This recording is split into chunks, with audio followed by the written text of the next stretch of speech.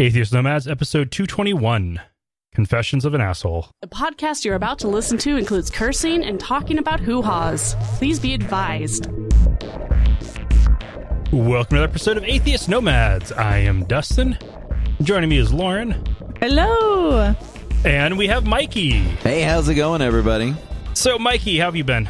I'm fine. I'm all right. I am currently having a slushie with PBR in it. It's a cherry PBR slushie, so I'm in a good place. All right. I think I threw up a little in my mouth there. I have a hard time with PBR straight, but mixed in with sugar and cherry and frozen, we're doing all right. All right. Okay. And Lauren, how have you been? I took a tumble today, so the whole left side of my body hurts really, really bad. Bummer. And it seems to be getting worse with time, so we'll see. We'll see how that goes tonight. That'll be fun. Yeah, falling 7 months pregnant is not good. No, not really. It was twisting so that I would land on my side, on my shoulder, instead of just on my face and belly. That kind of did it, I think. If I had just fallen on my face, I probably wouldn't have hurt so much. Yeah. But you know those instincts. But also, if you'd fallen face forward, you would have, your uterus and the fetus would have absorbed most of the impact, and that wouldn't have been good. Like a big bowl of Jell-O. Yeah. And I've been kind of moody and introspective. Yes. Yeah, since getting an email from a listener a week ago, and then the next morning getting summoned into a thread in the not so secret podcaster group, being asked to moderate something. And I saw that. That sucked. That sucked. Yeah.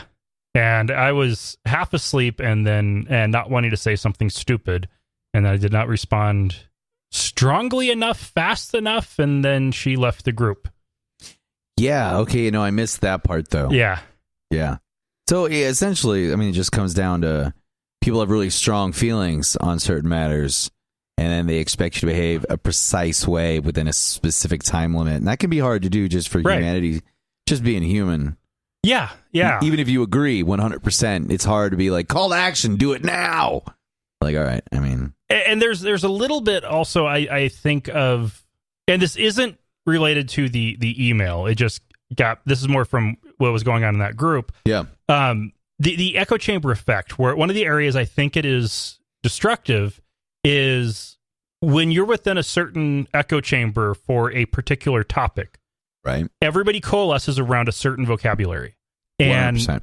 If you get used to that vocabulary, anybody else commenting on something on it, or if you ask somebody else something, it's almost impossible to answer correctly because you're not going to use the right vocabulary. And if you don't use 100% of the right words, you're a terrible, horrible person. You need to eat shit and die. Oh, well, we've actually had a part of this discussion in the Idaho Intersectional Group for Intersectional Feminists, where this is actually a very prevalent problem. There's just a huge litany of words and phrases, that I don't expect. I don't even know all of them, and I try to stay on top of it. I can't expect people to know. And then we were discussing today the same kind of thing, like the call-out culture. Like, you should call out people, but at what point are you sea-lining? See, I bet most people don't even know what that is. And it just like, there's just a certain amount of and then there's gatekeeping and a bunch of stuff, like we had a discussion and just things that are awkward, like knowing how to behave. We had a victim of assault share their story, and then we had a person of color say a thing that was basically being like, well, it's not comparative to how people of color have been treated in this country. So now I was a white guy, even though I'm queer, disabled, which are only my only two identifiers. Neither one of those gives me access to discuss the thing because where you are in the balance of the discussion is different. And it's very nuanced. Right. Like, who you are determines what you're allowed to say and who you're allowed to say it to. And then so that's where a lot of this language comes from, is like how to describe and say things from certain point of views. And it becomes very complicated for people who are not active within certain social circles. And it is difficult. And then expecting people to behave to that level is, I think, unrealistic for the most part right now. Mm-hmm. Because it's still fairly new. We're still determining like the social hierarchy of needs, as they were. Yeah. And all of the issues are important. Yeah, absolutely. No one can be expected to take on all of them because that's just not realistic. we all need to have time to make money and eat. And self-care is important. You just only have so many spoons, so to speak, which is the terminology we use to measure emotional energy. Like your mana bar. You only have so many spells you can cast per day. And then you're just tapped out. And if you're sick or you're dealing with stress, I mean, you're going to have less spoons. That's just realistic. Yeah. Which is why I tend to avoid the entire thing. Yeah, that's not even a that's not it even is a thing. A minefield. And I have a hard time not stepping on mines. I don't follow you for that. It's difficult. I misstep all the time, but I have a lot of capacity for conflict, so it doesn't bother me for long when people call me out for making missteps. I'm not overly sensitive in that direction, but it is a thing that is going to happen to you, and you have to be prepared for that. Yeah, and just being unaware that you're just accidentally stepping all over people, and sometimes you can have good intentions and just screw up. Like that'll just happen. But I mean, well, what sucks is when you hurt the people you're trying to stand up for. I mean, you just don't get over that feeling. Which brings us to I think this would be the fourth time somebody has actually criticized us for the things that we've said.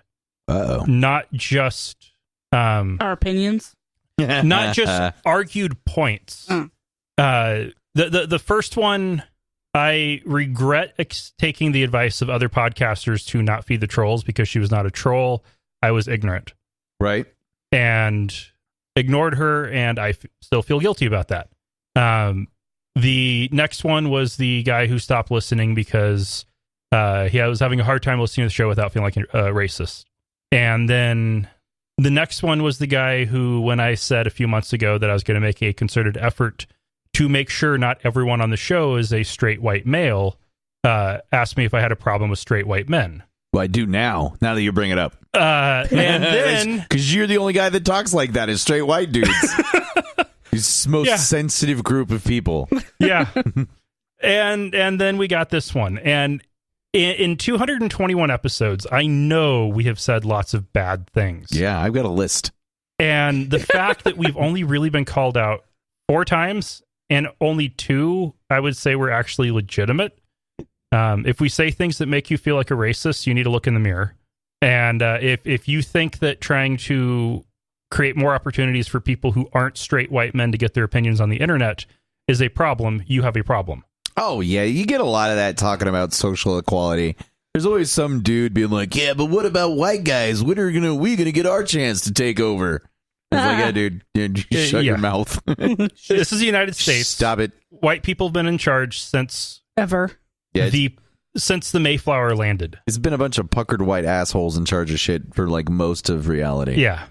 Anyway, so we got an email from Alice about episode 219.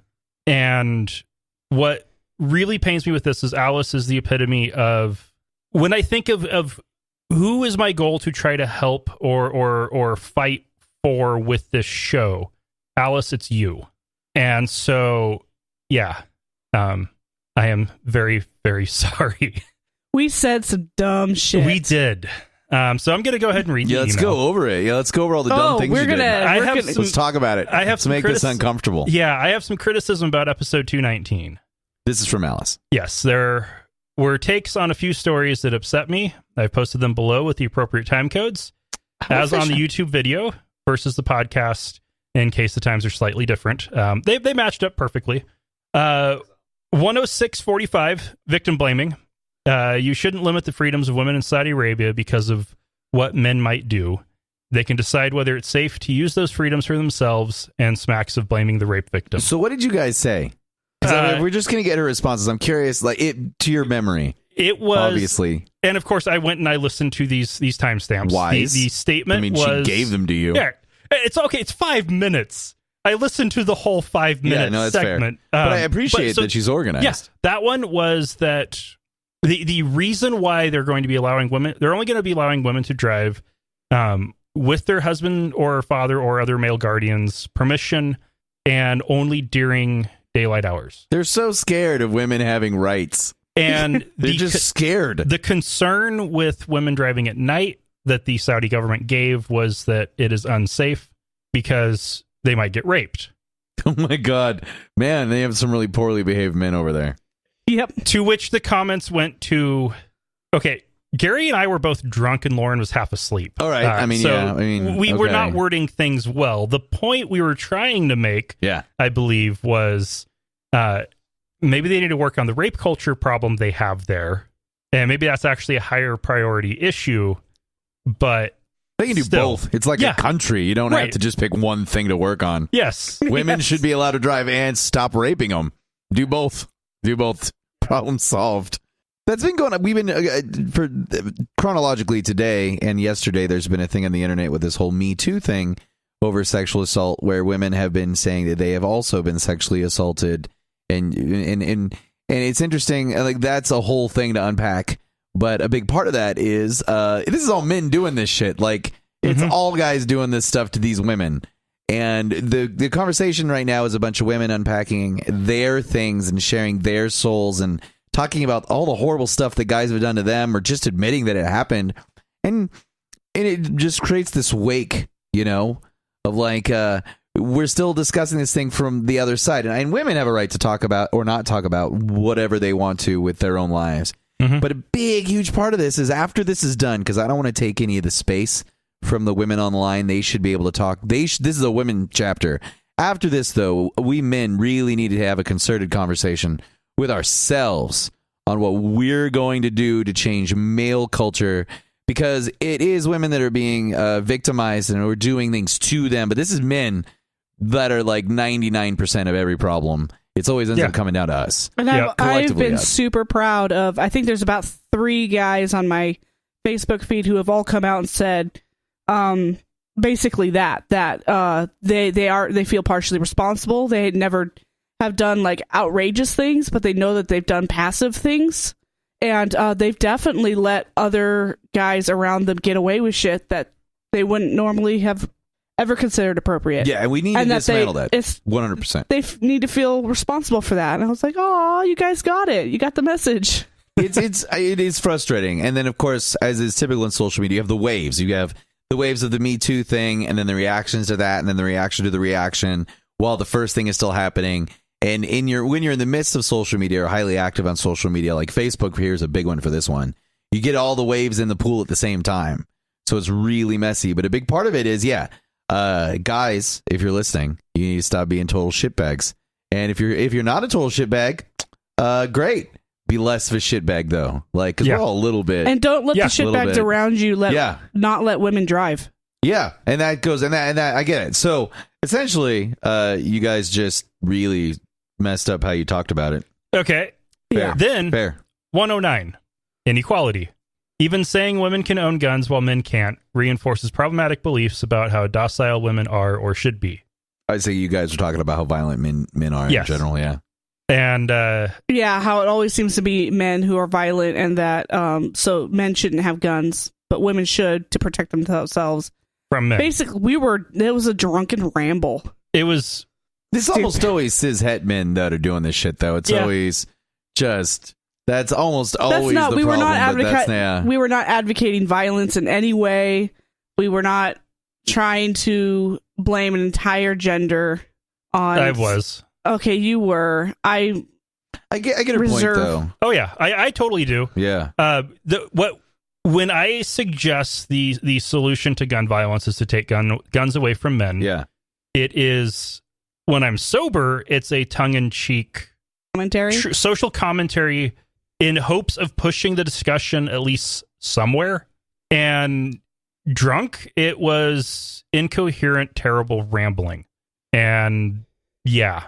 Okay, so strike 2. Oh, yep. Lauren, no, I'm curious when you're taking this. I don't feel like I'm qualified as a dude on the whole docility issue for women. Do you feel like there's a problem in this conversation?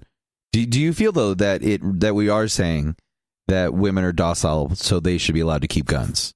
I think that women are inherently violent, but on a different wavelength. Like, so I don't necessarily agree that women should have guns either. That's fair. Right. They don't, statistically, they don't commit certain crimes at a rate that men do, True. but they do get away with a lot of violent actions that coast right below the law.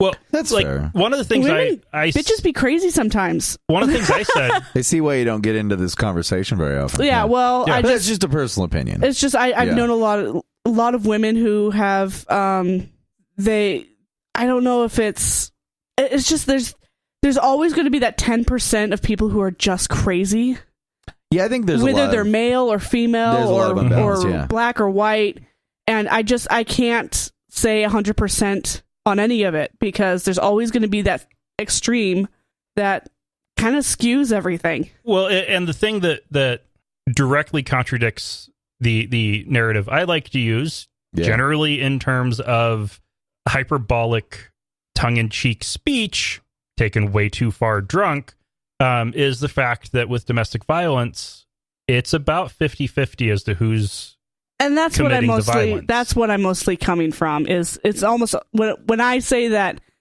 women are just as bad, I'm talking domestic violence or even in groups in like coworkers and stuff, the way they treat each other they're not punching each other, but they are damaging each other. I'm with you, but just to have it be said, if you go to a women's shelter, there's a bunch of women with like broken face bones, Mhm. like, and that's not a thing a woman's going to do to me. Like, I've been in abusive relationships and I have been the less healthy partner, but I've never broken someone's arm. Yeah. But Yeah. I would be the And one to and break that's- an arm that's if it was the going to happen, extreme, and that's I think. But men definitely Yeah. go to the extreme all Yeah. the time. So I think it's difficult. Like, yeah, I think it's fair to say that there are things that are done by women that are certainly problematic, but the level of violence applied, and this goes even back to the gun thing, when men commit themselves to violence, they're not going to half-ass that shit. Oh, they do They're not. gonna take a hammer to your dog. Right. Like, they're going to do something nightmarish. And yeah, there are women out there who will burn all your shit, but a man will like burn your children. Like, that's the big difference. Like, it's just Right. terrifying. Plus, as a guy, like, everything being equal, I'm probably going to win in a fist fight with most women. Mhm. Most women, most of the time. And as a woman, you're on the other side of that power balance. As an average woman who's not like athletic or a bodybuilder or anything like that, there's a lot of dudes that could just wipe the floor with you. Absolutely. So I don't even think the level of violence is necessarily equal, even if It is not. she wants to be whatever she wants to be. You know, you can walk up and start cutting people's tires, but then that guy could come out and hit you with a pipe, and both are violent, but I would rather have my tires cut than my face hit with a pipe. Yeah. And that's what the dude's going to do. and that's a really good point. The extremism is so different. Well, all you have to do is look at suicides. Women Right. attempt suicide more often than men. Men are successful more often than women. And that's because of our motives, like you're saying. Like, not our motives, but the medium that we use for suicide. Usually We get guns. like a gun, just so Yeah. permanent. Like, we're not going to poison ourselves. We're going to be like, But women have through my- equal access to guns. Yeah. So yeah, it's interesting. Yeah. that's a deeper Yes. That's a deeper topic that I'm willing and to if we get try into to right delve now. into that, we are going to get that's a ourselves whole into I'm just trouble curious because, I mean, it is a valid concern, but I don't think, I personally, and I'm not defending you because, you know, whatever, but I don't think that the intent is to say that women are docile or should be docile. I just think that pulling guns away from men, even in hyperbole, is basically stating the fact that men cannot be trusted with guns. Like, I'm not saying women are any better, and that the statistics show clearly that guns don't really help you with defense anyway. So Right. the whole point's kind of silly. But like, if I gave both of you a gun, the dude is more likely to shoot somebody with it randomly than you are. Yeah, Like, statistically. even in definitely. self-defense, and I mean, it's men that call it assault rifles. Like, I mean, we're bringing, I don't know. So I'm not saying it's not a valid concern. No, I'm just absolutely. saying I don't even think you guys are saying women should be docile because I don't God, think no. yeah. You know, I never even thought of that. That thought had not occurred to me at all. That's fair, but still, yeah, no, women. But yeah, we shouldn't reinforce that narrative. And if either it had way. been one statement, one of these five, wait, 1, 2, 3, 4, yeah, 5. One of the 5, I think it would have been a lot less problematic than all 5. in 5 minutes. Oh yeah. When you say 5 stupid things in 5 minutes time, all of them become worse. I'm with you on that. I'm just saying. Yeah. Oh, I'm just trying to be. God, I know I'm not objective at all. I'm not even objective. I just think that most men are garbage. And I'm pretty open about that. And if you think that's sexist, I don't really care what you think. That's your opinion. I'm a guest. And if you don't like me, I'm sorry. Write emails. They'll stop booking me. It's fine. I don't care. I mean, I do, but whatever. It's just the simple fact is we just look at the numbers. The most dangerous person in the country is a straight white dude. Yeah. That's just, if it doesn't matter who you are, man, child, woman, a straight white dude is more likely to get you fired. A straight white dude is more likely to kill you. And I think even joking that we could take guns away from them first, it just seems like common sense to me. Because, I don't know, maybe we just give, I'm not even saying they're more docile. Let's give all the women, let's give trans women, let's give people of color, let's give everyone gun except the straight white dudes for just like a year. And just to see what, or, a couple years, and just to see what happens. I don't think anyone is more docile. It's just that we have let white men be in power, and we look at the country now. It's all fucked up. There's nobody else to blame for that. All right. Yeah, that's my take. Continuing with the timestamps. Yeah. 1:10:30. Trans women aren't women. First, no studies show that testosterone is the indicator of violence. Second, saying trans women will prove that not having testosterone isn't the cause seems to indicate that trans women aren't women. A cis woman could disprove that hypothesis just as easily. I don't remember if it was me or Gary that said that. We were drunk. I think the point was it's not genetic, it's hormones. I was on quite the, testosterone is the problem rant. I got kind of stuck on that. Fair. I think a lot of it's just sociology, too. Male culture is very toxic. Well, and testosterone does increase aggressiveness. Yeah, but I think if there are a lot of people with a lot of testosterone that are never aggressive to people. Yeah. Like, they find healthy means. I think some of it is just it's super complicated, of course. But, I think a lot of that is just male culture is pretty gross. Well, another issue that we ran into with that episode is by that point, Gary and I were drunk. Yeah. Again, Lauren was half asleep. That is not the time to be delving into this much depth onto complex social issues. Oh, no. Yeah, it's one drink like we're at now. That's the perfect time to have a... Yes. Or no drinks in my case, because I said, I don't step in that minefield. I try not to. Get away from the fetal alcohol effects on the new child. Yeah, well, that too. And at this point, we're increasing the rate of stupid things. So that was 1:10:30. Yeah, you're just admitting you are off base on that. Now we've got 1:11. Left-wing extremists. We already had a left-wing shooter at the congressional basketball game practice. A left-wing extremist won't solve anything. Okay, what did you guys say? I don't know, but it sounds like we were advocating violence in some form, and that is not a good way. Part of me was hoping that the claims that the Las Vegas shooter was a left-wing extremist were true, because it might make it not as much of a politicized issue. That's highly unlikely to actually be successful, and those claims are highly unlikely to be true anyway. And a left-wing extremist did shoot up a congressional, I believe it was baseball game practice. Yeah, it was a baseball game. It was practice. And it didn't even change any of their opinions on gun control. Yeah, even the ones who were directly shot at didn't care. Whatever. Yeah, so obviously, they are untouchable, directly untouchable. And then 1:11:30, trans women on rampages. Seriously, calling for equality in laws and diversity in the workplace is good. Calling for diversity in crime is calling for crime. Firstly. Secondly, it wouldn't have the effect you were calling for if a trans woman were a mass shooter. It would play into the narrative that transgender people are mentally ill and dangerous. It totally would. So we definitely can't let them in women's bathrooms. Yeah, no, that was... Yeah. It was just another thing that we said that we didn't really mean. We didn't mean that we wanted...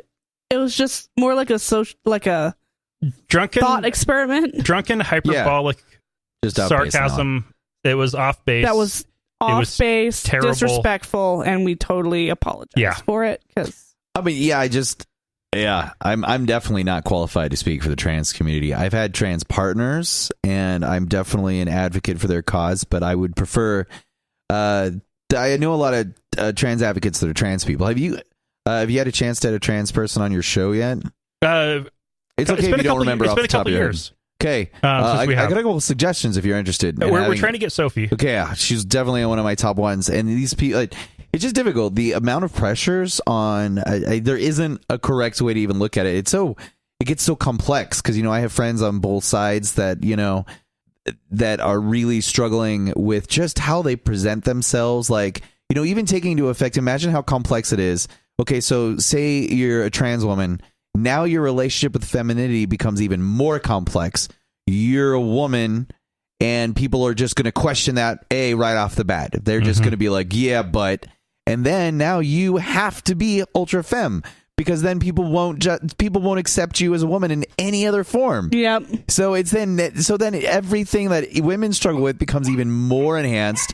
And I have to admit that is something that I've had to deal with myself a lot. Right. My knee-jerk reaction is you haven't had periods your whole life. You haven't had, the sexual harassment your entire life. There was a period in your life where you were still a privileged white dude. It's super difficult. And so it's actively trying to dampen that reaction down because when you come out as a trans woman, you're facing things that I've never had to deal with. Yeah, it's just struggle. I know that I want my access to people that have talked to me about this. And of course, I understand that despite what labels I have, I'm still a white guy. I'm queer, like I have fingernail polish, but I'm fairly straight passing. Like I am a baritone, which helps a lot. I have a big pushy beard.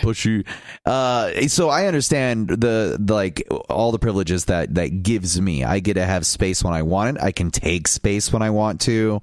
There's nobody questioning whether I deserve anything, which is weird. Like even with my own struggles. But I am very aware that people, like, especially when you're in these marginalized and ultra marginalized situations, like if you're a trans man of color, like I can't even begin to understand the pressures that you're living under or what your life must be like. Well, like it's out of control. I certainly can't pipe in and say, well, I've had it harder. Yeah, no, I think we call this the oppression Olympics. That's the phrasing going back to the beginning. Oh, you're not supposed to play that because the simple fact is we do know that being a woman of color is playing life on expert. We already know that's the hardest thing you can do. But then you have the hyper things like trans women of color. That's, and then you're getting to things that I just as a white dude, I just can't. It's like talking about, like, I understand the humanity of it and we could admit that it's worse, but it's definitely baseline a harder level than anything almost anybody like me is ever going to deal with. Yeah. Because I might occasionally deal with depression or I occasionally deal with judgment, but it's not the de facto moment of my day. It doesn't matter whether you're being oppressed at a 1 or a 12 on a 10-point scale. It sucks, it's unjust, and it needs to stop. Yeah, this is a big part of the conversation we have in the intersectional groups is, the appropriate way to approach and what we tend to go with is letting people say you start a conversation about just being a woman. So then everyone who has input in there, the closer you are to that woman thing, the more your input is valued in this conversation. But then another conversation talks about being a person of color. Now, I literally have nothing to contribute to this conversation, and I do not. I shut my mouth, I listen, I try to learn when they tell me what they expect from me and what they need or want, all that other stuff. And of course, everyone, there's shades. There's definitely no general way of looking at anything. There's shades of life experiences and expectations. But I tend to listen to the younger people a lot because they tend to have a better point on like what they want the future to be like. And I'm definitely... Yeah, they haven't been... all their hopes and desires haven't been squashed yet. Right. And they're still passionate. 100%. So it is difficult because, everybody has a shitty life, but most of the time, most conversations and this kind of stuff, we end up having to like dice it out. Yeah. And then that tends to be the way that I find that works easiest is when that conversation gets started. So right now the conversation on the internet for the most part is about women and being sexually assaulted. So what we get now is we get a bunch of dudes who want to have some of that stage time, whether it's for good or evil or whatever they're doing, or even if it's just grandstanding. That's not the time. Yeah. So it just becomes complicated. And I think one of the beautiful things with that meme is it's sexually harassed or assaulted. And they wanted to get the whole thing in there. Those are different things, but by the time you have those two, every woman can say me too. And I think that's why it was phrased. It was a really brilliant... And that's the point. Yeah. Yeah, and it's just true, though. I mean, and then we, of course, get into the next thing is like, I'm honestly not shocked. I'm just kind of done with the fact that dudes are like just figuring this out. You're oblivious. It's like, where were you? It really hits home when your mom... Did you not know or about your little Bill sister Cosby? Comes out and says me too, and you're like, what? Yeah. You never told me that. You gotta wait. Yeah, because she didn't fucking trust you, you idiot. It's like, that's on you. It's not her fault. You weren't a good enough person for her to trust. It's the only reason your sister didn't tell you. Like, granted, there probably is more reasons. Like, maybe she didn't want to talk about it, and it's not that. That's her story. Yeah. But if she was going to tell somebody, maybe you just didn't pass inspection. Yeah. Look at yourself, man. Like, I'm not bragging here, but I do know in my personal life, I have a lot of partners who've been telling me this stuff for 20 years. Since I was very young, I've heard a lot of horrific stories from women that I was close to, friends and partners, and I am beyond the ability to be shocked by another person doing this, because the dudes who did most of these things got away scotch-free. Mm-hmm. So they're still out there, and you just extrapolate that naturally. Like, if almost every woman I've ever been close to has had these things happen, then they've happened to almost every woman. I'm not the victim whisperer. I'm not like just meeting people who've had shit happen. This is a normal thing to people who are not victims. This is people that things have happened to. And so now we just, it disgusts me that dudes are shocked. That's just the point. I can't believe, you just can't believe it. You just don't know. Like, did you think? No, I think they know. I don't. I think they're that dumb. I think I just don't. Yeah, I don't know. Yeah. All right. And then the final line from Alice's email. I still listen to the show, but did consider whether or not I should after hearing this. She doesn't think you're beyond redemption. Look at that. And but it still hurts. Yeah. Alice is a atheist, a trans woman. She's in the military. If there is anybody who is the target of who we want to advocate for on this show, it's Alice. Yeah. And what's interesting is that wasn't ever an intentional thing. It wasn't ever intentional to make gay rights or trans rights a focus on the show. It was started out as what terrible things are religious people doing in the country. Mm-hmm. And then started noticing, oh, wait, they're targeting... that they tend to target They're targeting groups? this group, and now they're targeting this group, and they're doing it for terrible reasons. And that original focus was on... They're doing these things for very bad reasons. And our trans listeners are the ones who per capita talk to us the most, which is awesome. Yeah. And I am really sorry I let you down. He really is. He's been obsessing about this. We've been talking about it, yeah. No, I get it. And it's been interesting as I've been reflecting. I've said a few times on the show that, you know, to an extent, I play a character on the show. And like a pundit. A big part of that is the character I play is who I want to be. And usually I think that pulls off better than who I am. And okay, I got drunk enough that it didn't. I am... You see, you put your best face forward normally on that. I try, yeah. Like the facets of your personality you bring to the front. I don't think that's a character. I think that's just you on good behavior. And then you just fucked up. I am... It's pretty simple. I am, to be completely honest, I am a bit sexist. I am a bit racist. I am not the most comfortable person around trans people. But you're working on all those things. I'm working on all those things. I view all of those things actively as being bad and as flaws that need to be fixed. You're in a fixer-upper position. Hey, listen, which is what makes you a good person. This is the actual goal that we in marginalized groups, and I'm sorry, I got to group us all in there, want from people who aren't in marginalized group is to identify that you're naturally racist and sexist, to identify that you're naturally transphobic because of what culture has established in you. Like, if you woke up with amnesia tomorrow and knew nothing but your language, you wouldn't have these problems.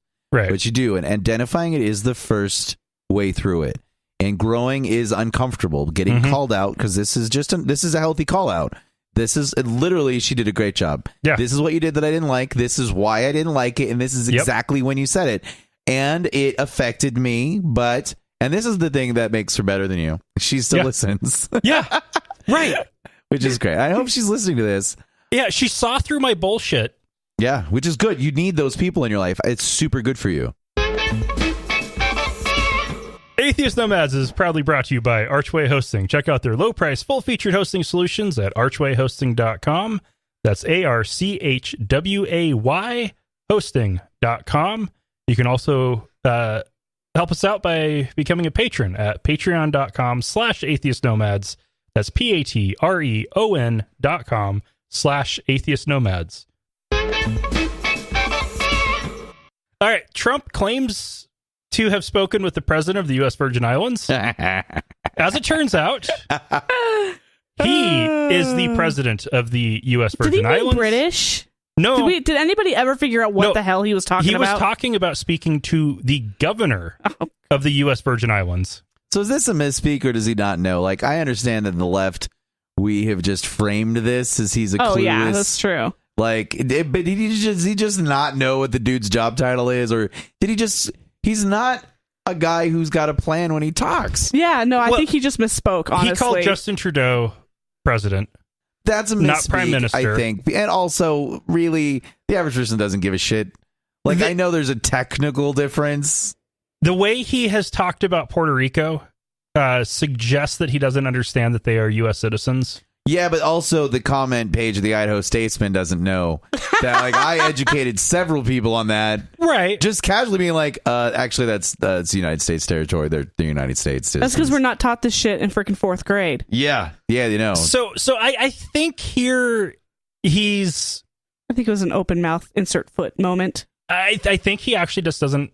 He doesn't have the He doesn't have the knowledge to be able to use vocabulary that he may or may not have. He doesn't have the prerequisite knowledge to have his job. Right.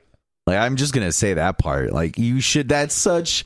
Which is why we've had such a heyday with this. Yeah, I think that's why we play with it. But it's just... Schadenfreude? Is that how you say that correctly? Schadenfreude or... like, it's just us reveling in another obvious example of the fact that he doesn't deserve the job. And I don't know why we're laughing at that when it's really just a nightmare situation where everything is just unraveling because this guy's driving. We have to laugh because I think U.S. Virgin Islands is on the second week of no power. Puerto Rico is into their third or fourth week, and they're far. Yeah. They keep saying horrible stuff. FEMA recently said that it's not their job to distribute food and water to people in Puerto Rico. Yeah, it is. Yeah. Like that is it's not your mission. It should be your mission. Literally is your job. It should be like the second thing right under the name of your group. Like distributes food and water to people subtitle. who need it. And if we really want to put it into clear terms, Puerto Rico is a self-governing territory, which means they are dependent on the United States. Not just a dependent of the United States, they are dependent on the United States. Yeah, especially for loan sharking. We have a obligation as their owner, benefactor, to take care of them. Our young ward. They're like Robin. The U.S. Virgin Islands are self-governing to an extent, but not to the extent that Puerto Rico is.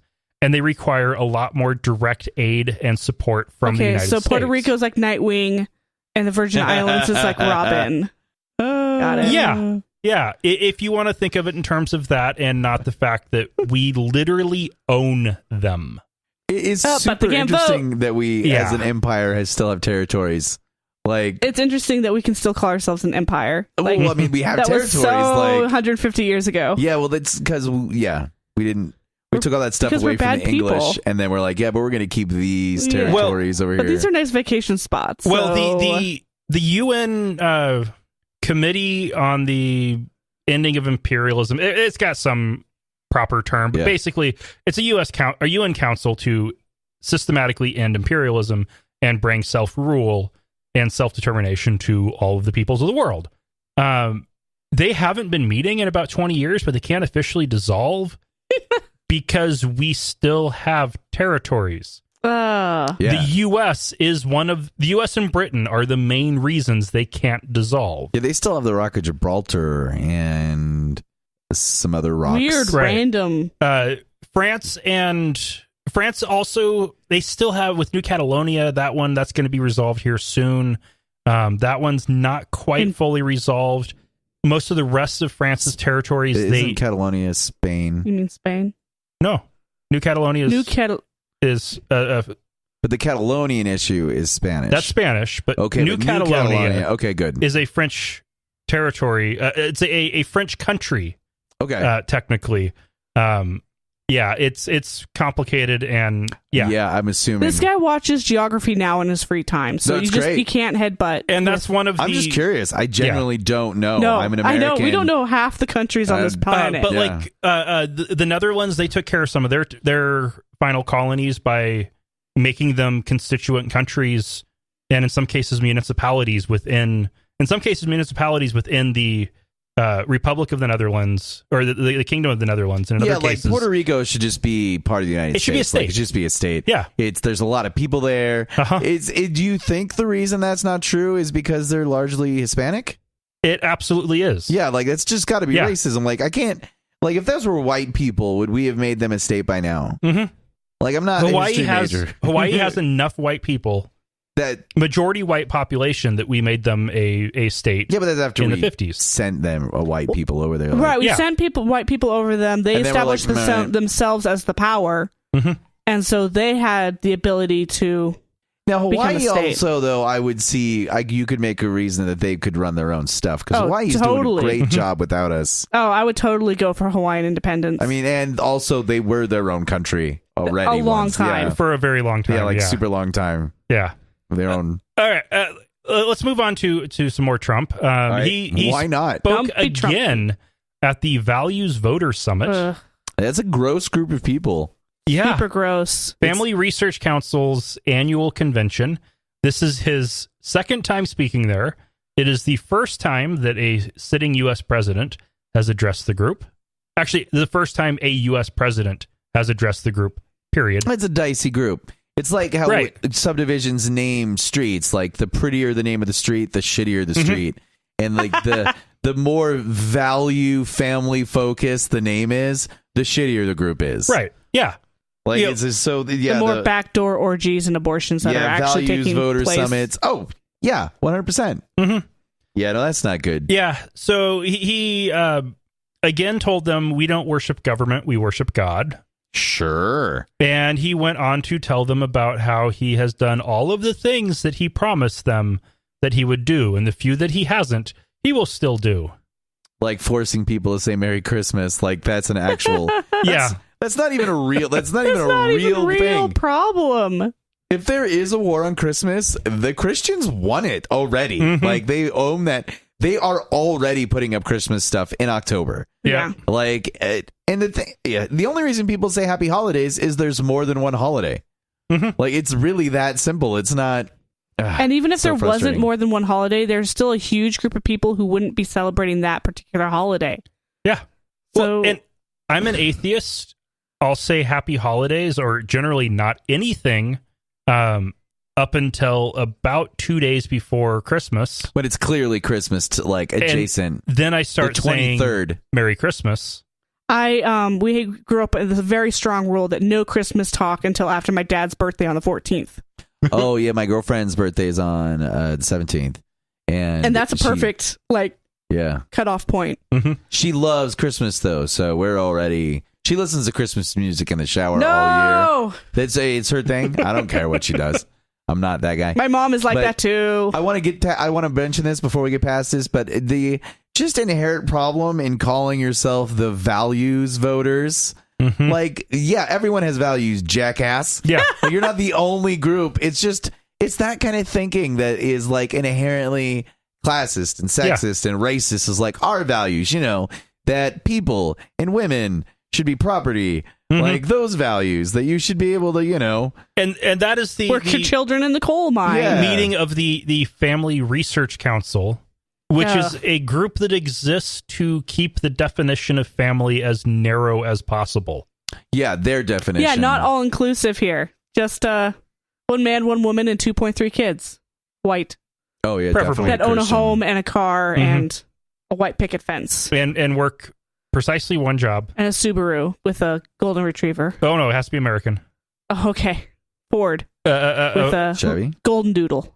Dodge Grand Caravan would be the probably the official vehicle of the Family Research Council. Yeah. Minivan. that. Yep. All right. Trump wants to shut down NBC and other networks that are critical of him by removing their broadcast licenses. Which you can't even do because they're given to individual stations and not to like the group in I don't charge. care. I want to see him try.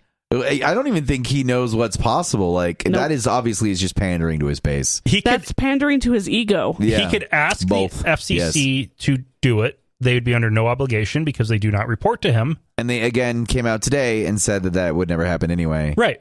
Because Big old middle finger at him. like that's literally their whole job. Like they will make that determination when they think it's necessary. Mm-hmm. And it's just, I think what the way he actually says it is like, why do these people get to write whatever they want?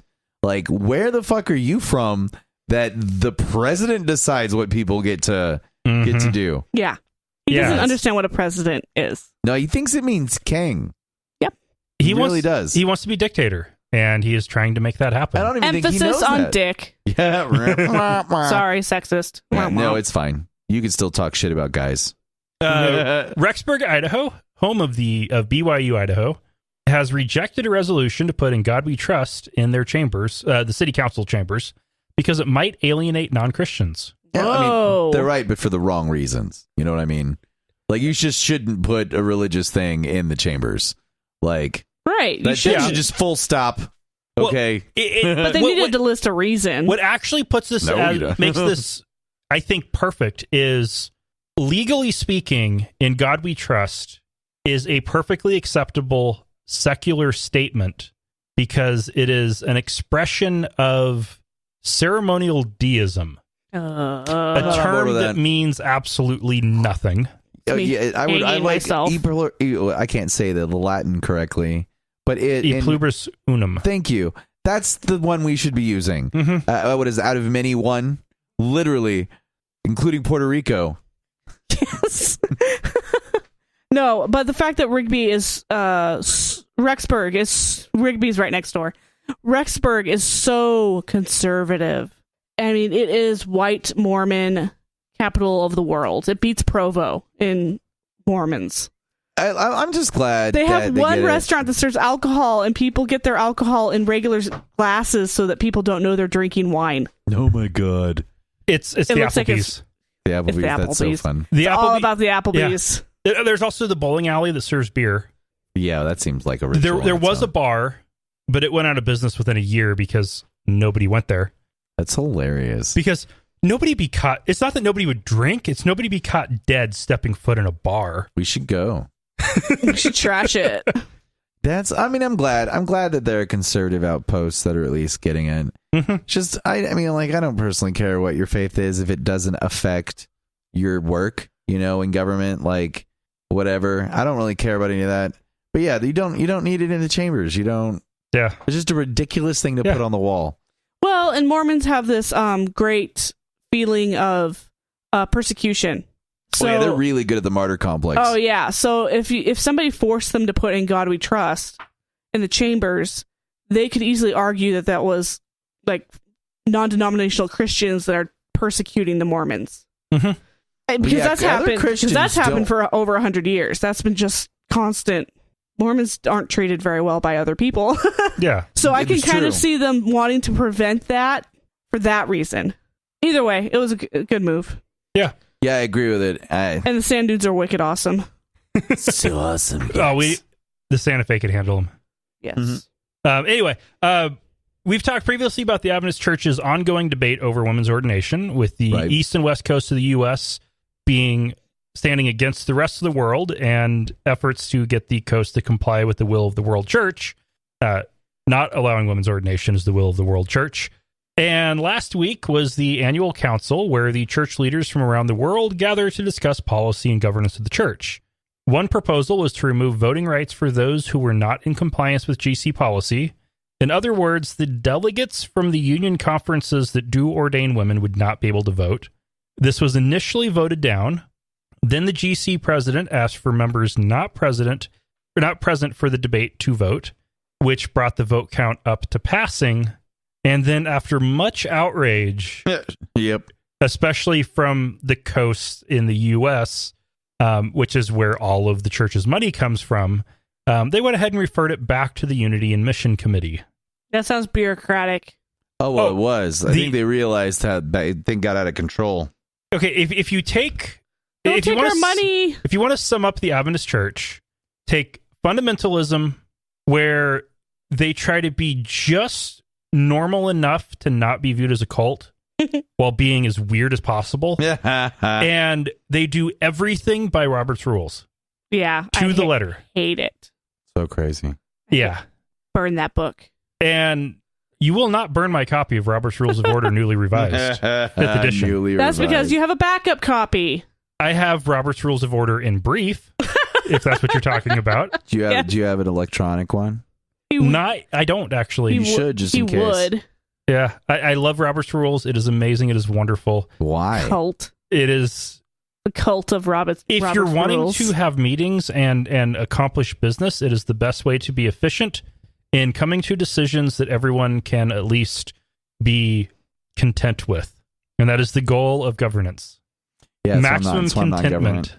Almost half of Israeli Jews think that Arabs should be expelled, and some think they should be killed. God, what a loaded conversation topic. Seriously, there's no way to approach that without pissing somebody off. Well, I don't care about upsetting some people. It's just clearly some of those people are racist, and there you are. And which is sad and hypocritical because they're only there because something happened to them. Yeah, see, I don't even want to talk about that. I mean, I get it. That's so loaded. Right? It's like that whole system is so screwed up. Like I would love to track one of these guys down. It's just like, so are you promoting genocide? This is one of those things where the good guys, the bad guys of the story are determined by your point of view and how far back you want to cut off history. So it's like rocket attacks are spawned by helicopter attacks, or spawned by rocket attacks, or spawned by helicopter attacks, or spawned by rock throwing, or spawned by helicopter attacks. And it's like, well, at what point, like, you can go back to the genesis of the problems, but all those people need to live there. And people are resistant of any, like, and this is why president after president, some got close. Clinton came close to having a solution, but we're as far from it now as we've ever been. And meanwhile, you know, the Jewish Israelis have been building settlements on Palestinian land, which they're not legally supposed to do, and that obviously upsets the people that live there. Yeah, no, it's it doesn't surprise me that the level of hostility has reached to this. Is problematic as it is. Well, okay, to put it into perspective, when I was on the International Air Cadet Exchange in Canada and also in Britain, they had the Israelis and Turks in the same group. And in Canada, it was just one big group. And Israel doesn't have cadets. They have compulsory military service for adults. Right. And so they don't send teenagers, they send very young Israel Air Force officers on the exchange. And one was a Cobra attack helicopter pilot. This was in Canada. We went for a ride in a Canadian Air Force Griffin around, I think it was Toronto. And it was Montreal, and it was a nice ride. That was pretty awesome for me. It was my first time in a helicopter. Most of us first time in a helicopter. Asked him, and he was like, it was pretty boring. We're really high off the ground and going really slow. I was like, when was the last time you flew your helicopter? He's like, I had in combat about 2 weeks ago. Wow. Yeah, 2 weeks before that, he was shooting Palestinians from a helicopter. Which was his job. It was his job. Yeah. Yeah, that's just so... He was born there. His parents were born there. Yeah. Yeah. It's just one of those conflicts that I don't... It's so far above my pay grade and knowledge level and capabilities to think, like, I don't even know how you come up with a solution like this. You know, if you do, you have to be really careful about not calling it a final solution. Because that's the only Right. thing I can come up with. I just because the two-state solution is complex, but this goes back to what you were saying, is just trying to make people the least upset as possible. But just even the most stable ways to like fix the problem still upset people unnaturally. And the two-state solution doesn't even address what this poll was about, because this poll was about Arabs that live in the state of Israel, the Israel Arabs, not Palestinians, the Israel Arabs. Oh, God. Which is about 30% of the population. It's a lot of people. About half want to kick them out or kill them. That is terrifying. People are ugly, man. Yeah. Mobs in Malawi have been hunting vampires. Fair. Why wouldn't you? Why wouldn't you on vampires? I mean, you probably that's not something you just 2017. let up on. Yeah, you know? like you don't give vampires Buffy's an been inch. retired for a while, so I've we got seen all the Blade movies. Yep.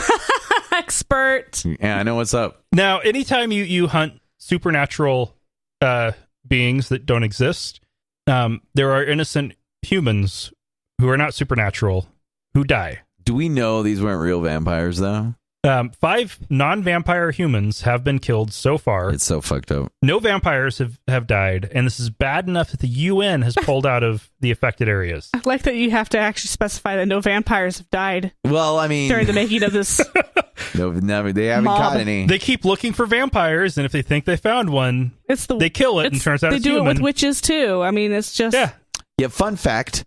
A lot of the Genesis, the vampire stories, there is a lot of belief in vampire scholars. This is a pet project of mine. I have a vampire tattoo, full disclosure, on my neck of a vampire bite. I think it's on this side over here.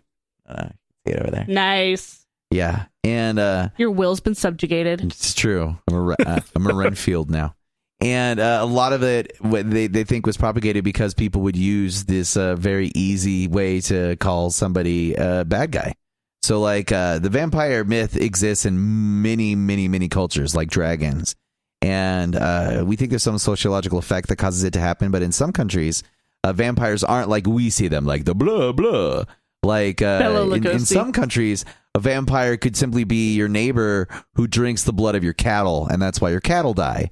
And so in these lands, if your cattle dies of normal disease or whatever, you then call your neighbor a vampire because you just don't like that jerk. Yeah.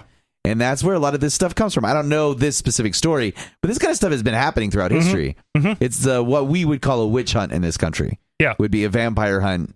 Or since we've enforced a lot of these people into Christianity, demons. Yep. It's just fucked up. Yeah.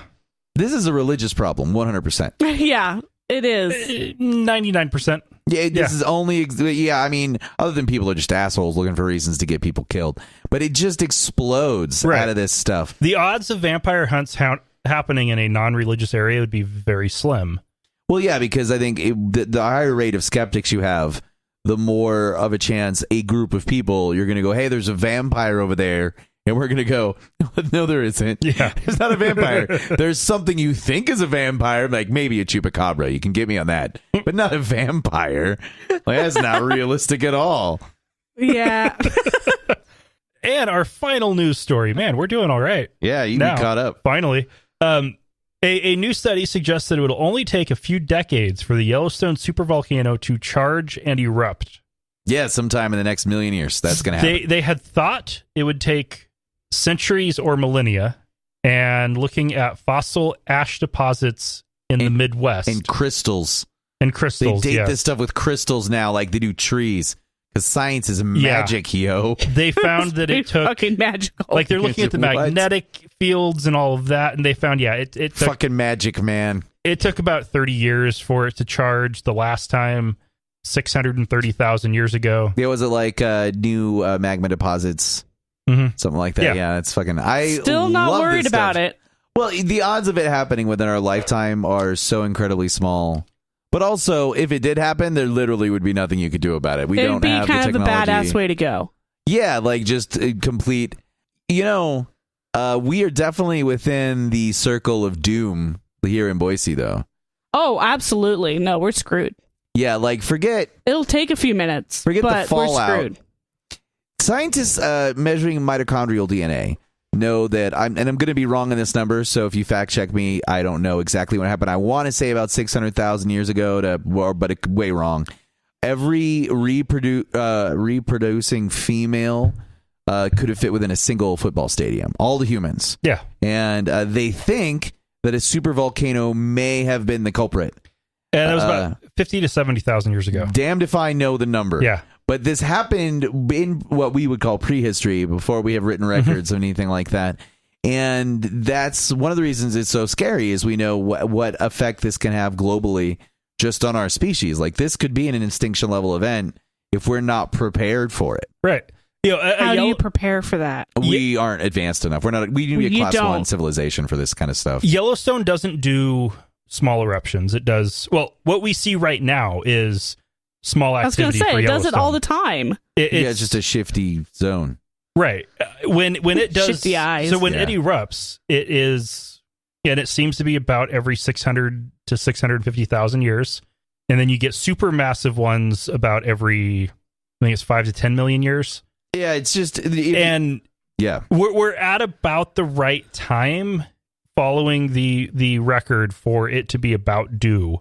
But the gap is huge. Yeah. Oh, it is. Yeah, it's like forever. Which is why everybody's panicking about it is, oh no, it's been 630,000 years since the last one. And that one was 630,000 years before the one before it. Yeah, but we could also be another million years.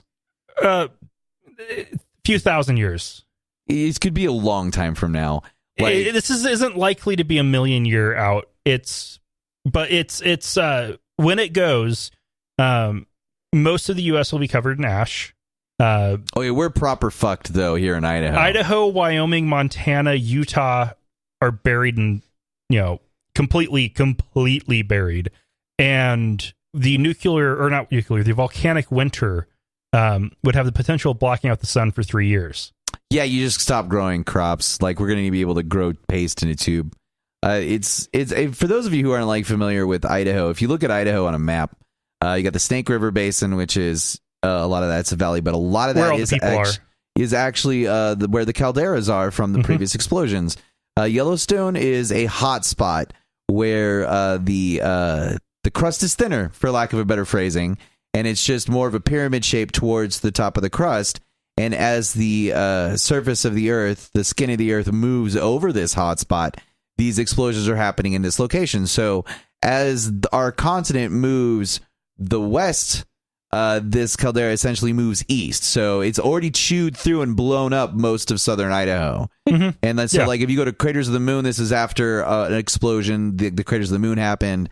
Like, all that stuff, though, is old Yellowstone calderas. Essentially, I mean, it would have been called Craters something else by then. was that's a post-caldera explosion. There's actually, Yellowstone is separate. Yeah, but it happened afterwards. There's the Snake River hot spot. The hot spot is why the magma was so close to the surface. That is a different event than the Yellowstone supervolcano. But the skin of the Earth moved, and that's why that's not active anymore. It's the same overall structure of it being closer to the surface that caused all those pressures. And there was an explosion there because that is still part of the caldera area. But then Craters of the Moon happened after that. Yeah. So in the way that you measure these things, but the time lapse is huge. Right. Like the space between these explosions. And it is inevitable that it will explode at some point in the future. And that's what I think people are scared about. It's like finding out that you're going to die someday when you're a child. And yeah, you could get hit by a train tomorrow, but it's probably not going to happen for a while. Why waste the energy on being scared of something that's going to totally wipe out everything? Because it's awesome. And definitely don't try to stop it. Because there is a plan NASA came up with. Oh, God. That's right. There is no way. Basically lance it, right? It's to relieve some of the pressure? Yeah, drill as close as you can to the magma chamber without actually puncturing it, because that might cause an eruption. And pump water into it. And set up a geothermal power generation station. It would create enough power to power basically the entire Intermountain West. The problem is there isn't enough water in the Intermountain West, period, to do anything. I don't think desert people realize, and mountainous rocks. Yeah, right. I don't think people realize how big this mass. Like, we recently also found out how much larger it was than we thought it was. Like, we thought it was fucking huge. Turns out it's holy shit fucking huge. Yeah. Like, it was already bigger than it needed to be. And then we found out it's way bigger than that. It's like finding out that your tumor is the size of a grapefruit, not a softball. Right. Like, it's like, this is going to be a thing. But the timeline on this is just, no scientist out there thinks that it's imminent or that it's happening. It is scary, and that if started now, it could blow up within our lifetime. It makes for a good blockbuster. Yeah, That's like- pretty much it. And it also makes for terrifying headlines because it's being studied so closely. We keep on finding new scary things about it. And the seismic monitoring going on there is more than anywhere else in the world. So every time there is a earthquake swarm, we know about it. Earthquake swarms are normal there. But this is also beneficial. Since it is the most studied volcanic area on the planet, we are actually way more confident that it's not going to blow up because we know more about this. We are in a closer relationship with this thing than any other thing. And there are potentially super volcanoes under the ocean that we don't even know exist. Yep. And that are not being measured. And there are several locations on the planet. Under What is it, like Antarctica, 6? even. Yeah, like, these things could be literally anywhere on the planet. Hotspots can be anywhere. They don't go away on any measurable time scale that we know of. And so the scary thing is that there could be a super volcano that could be going off. I mean, statistically improbable, that we would have no idea. Like, we just, because we're not measuring it here, we know Yellowstone is fine. And we will probably have, instead of centuries of warning, we'll have decades of warning to get our shit together. But I mean, to be completely fair, if we knew there was no way to fix it, we could probably move to the moon or Mars in a couple decades if we really put our shit together. Like, some of us. Well, the rich people, clearly. Like, but the humanity. But this has already been one of the points of some famous scientists have already been saying that we should have a foothold on Mars or the moon just in case one of these things triggers and kills us off, just as like a backup plan for humanity. But the estimates with a Yellowstone event would be 90% casualty worldwide. And maybe complete erasure of technology levels. Like, it's not even just that you wipe out all the people, is you wipe out all the infrastructure. This was the problem with Y2K, but worse. It's like, if you pull the power grid out for a year, it doesn't come back. Everything's broken. Nothing can get fixed. All of your supply lines are gone. The remaining 10% of the population is not going to have the expertise to build it back up again. And a lot of those people are not already, they're already going to live in poor, crappy places and don't have anything anyway. If you wipe out 10% or 90% of the population, there's a decent chance that 99.99999% of engineers are included in that 90%. Oh yeah, no, you're not. You're losing all those people. And if it's the Western United States that get fucked up, you're losing a lot of your technology. Yep. And especially the people who study Yellowstone will all be gone. And we're doomed. It would make a good movie, I'm telling you. The anxiety is easy to have access to when you go there because it is so mystical almost. Because, like, you know, when you're driving through Yellowstone and you just get to see all these natural phenomena, and it's just bizarre. Like, you get to see algae growing in temperatures that living things don't normally live in. You see these clear pools that bubble to the surface. Going to Old Yeller. Oh, which, by the way, Old Faithful, they manipulate that now so that it's on. Yeah, that it's on time. Like, but when you go to these things, it's super fascinating. Yeah, but it is creepy. Yeah, because that's not how you expect reality to be. It's like you're on a weird sci-fi set. And every so often, places that you've been driving for years, you can't drive anymore because it's taking over that spot. Yeah, it doesn't care about your roads. We were at in a parking lot this summer where a new geyser was forming in the parking lot. Just showing up. Here's where we're at now. There's 5 spaces that are no longer there. Yeah, up above Mammoth Hot Springs. Yeah. Or Firehole, where the last summer it melted the asphalt of the roundabouts. Oh, yeah, or like, you know, you go to those places where they have like the paths that you can't really get off of because to the left or the right is super death. Oh, yeah, and super sometimes death. the path is death as well. Like, yeah. Last year with Firehole, it wasn't that the summer heat, and it was a hot summer last summer. That wasn't what was melting the asphalt. It was underneath. It was what was coming up from underneath. But it's called Firehole. I mean, Like, keep your eyes open. It's Yeah. fire hole. All right, we did get one more piece of feedback. This was from Jonathan. It was via voicemail. We don't have time to play the whole thing. He agreed what we were saying about free will being a myth. He definitely liked what we said about its impact on the criminal justice system. He did think ethics. He did think it was icky of a thought to that free will is a purely religious concept, and that we shouldn't let religion own that. My counter to that is the concept of a soul is absurd without religion. Free will, I think, is the same thing, because it's either created by a soul or by the special gift of God. And I disagree politely. I grew up on way too many fantasy books where the hero has to make a final decision to be good or evil, and he has to make that choice. And it's like, that's, to me, that encompasses free will more than a religious. I don't think it matters. It doesn't. I mean, either your decisions were already made when the universe was formed, and the exact configuration of molecules ultimately determined where we are now, and the makeup of your brain and your life thing. Either that existed, or it's just a mess, and nothing matters. Either way, it doesn't matter. You should behave like you have free will, because you're sure as heck going to be punished like you have free will. But I think the biggest problem with it is that when the debate is, do we have free will or is it determinism? That is an absurd debate. And the more interesting discussion is, how do we make decisions? What are the processes that actually go into play? What is the different weighting that happens with each of the different I think that's deterministic factors? No, that is so much more interesting. Yeah, but fundamentally, we're never going to get past the point where we want to know whether the decisions we made were going to be made, whether we wanted to make them or not. Like, I mean, even going back to like fantasy and sci-fi and stuff like that, when you play Mass Effect, I already know what the ending's going to be at the ending of the third game. I'm still going to play to get there, and I do get to make decisions along the way, but I'm still only going to get the 3 choices no matter what I do.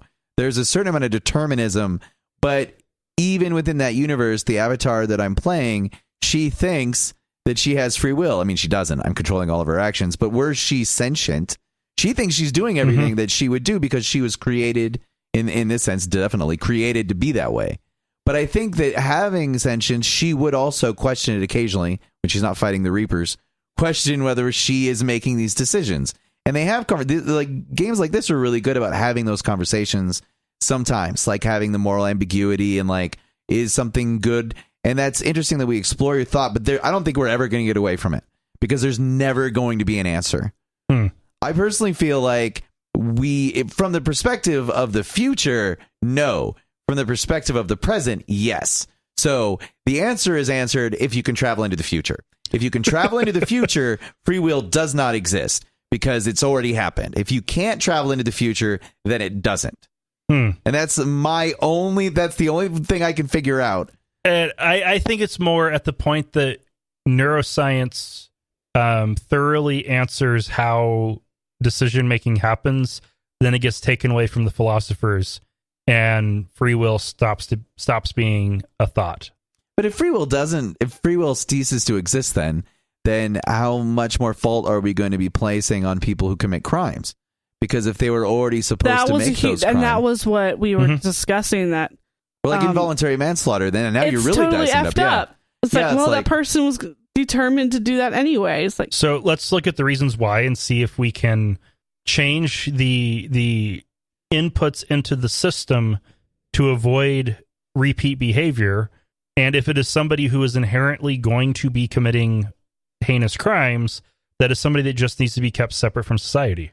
Yeah, we just need to dissemble the just universe fallacy. People need to stop believing that there's justice in the world and that occasionally bad things just happen. Occasionally, involuntary manslaughter is one of those things where in the crime, it's you didn't mean to do this. So it's like, okay, so we don't mean to punish you? Like, I don't understand. How do you address that?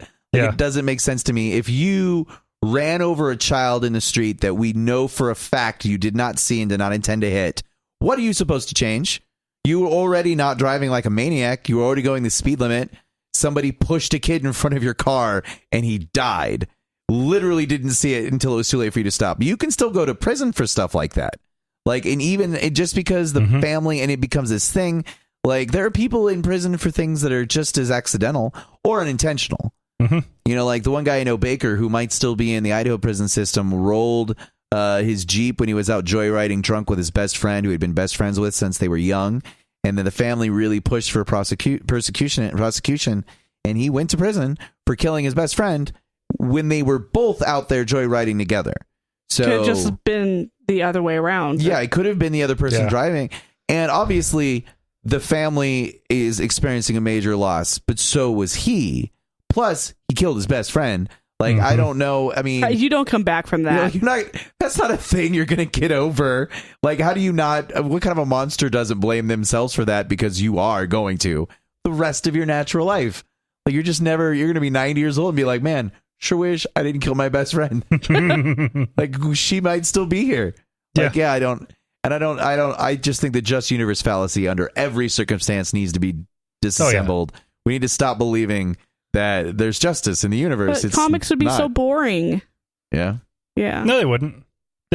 Comics don't require that the universe inherently wants justice. Yeah. And they're better when the universe is trying to fuck you over and you've got somebody who's trying to fight that. The justice system wants there to be justice. Yes. We're desperately trying to use our humanity to find a way to address issues that are beyond humanity. And occasionally it's simple. You know, if you rob a store, you know, but as the humanities and science progress, we are discovering that the ways to fix those problems, like you were saying, should be in identifying who is really a problem, who is actually available for education, and is it just a socioeconomic situation? Universal income. Woo! Yeah, a lot of these things are addressed by things like universal basic income. If I remove your need, so watch somebody at a store the other day. A well-off woman got arrested because she was stealing things off the buffet that she could clearly afford. So this is clearly not socioeconomic. It's probably a sickness of some kind, maybe a compulsion. Once again, what are we fixing by arresting her? Like, this is a person where we should, I think, have a heart to see this as somebody we can help, or at least identify. You know, I mean, worst case scenario, if she can't help but steal things, maybe she's only allowed to go shopping with somebody with her. Like. And honestly, I think a probation shopping buddy. Well, I mean, if you can't help but be a kleptomaniac, maybe you should just wear that on your shirt when you go shopping, so they know, like, hey, I sometimes steal. Like, this isn't a criminal thing. This is a problem I have. Like, it's an actual disease we've addressed with you. Yeah, but when you look at issues that are actual issues and not the legislated morality, in most cases, most people wouldn't do it either way. And the fact that there are punishments there doesn't change anything. There is a small percentage of the population who, the fact there is a punishment, if they do that, they won't do that. And then there's the people who do it anyway. Yeah. And those are the ones we punish. It is difficult. I think if there wasn't a system of laws in place, I would probably choke a lot more people. I think force choke. Yeah, well, I mean, if I could force choke people, I'd be out the door doing that right now. Darth Mikey. I Mikey. wouldn't even be done. I wouldn't even stop. But I also don't know, because that's not the case. Like, there is a system. Like, laws exist because we need to not be crazy animals. But there's no way to have, and the way we do it's way fucked up. But there's just no way to run a legal system that's fair. Like, we don't have telepathy. Science hasn't progressed to the fact where we can just look at you. We barely have empathy. Yeah. Like, how are we? It's like, how are you going to know somebody's innocent or guilty? Even we throw people in prison all the time. We mess that up all the time. And with memories faulty, so eyewitness accounts can get you thrown in. DNA evidence gets people taken out of prison all the time now. I just saw a thing where a guy just got released out of prison when they found the guy who did it, who looked almost exactly like him, not related. So at this point, eyewitness accounts, people over the scene are like, yeah, it was that dude. No, it was the guy that looked just like that guy who did it. Like, that kind of stuff. I mean, it still happens. We can't just, we don't really have that kind of thing. One of the funniest I heard was somebody who was wanted for, I think, kidnapping in Portland. White male between 25 and 40. Between 180 and 240 pounds. What? And between 5'10 and 6 foot. They have no idea what this dude with looks brown hair. like. Okay, you just described Like- 200,000 people. That's Yeah. Yeah. Anyway, we are over on time. Yeah, cool. So we need to call it. Again, Alice, sorry. You'll do better. I will try to do better. we'll all do better. Yes. And I'm not changing. remember, Not Mikey. not all those who wander are lost. I am, though. You say that every time. I now. know, and I'm never going to stop. And thank you, never Mikey. stop. Yeah, Thank I'm you, glad to be here. Mikey. Thank you for listening to another episode of Atheist Nomads. You can find show notes and contact information at atheistnomads.com. Follow us on Twitter at Atheist Nomads, and like us on Facebook at facebook.com/atheistnomads. Please subscribe to the show in iTunes, Stitcher, or your podcatcher of choice, and while you're there, feel free to leave us a review. Theme music is courtesy of Sturdy Fred. Until next time, this has been the Atheist Nomads.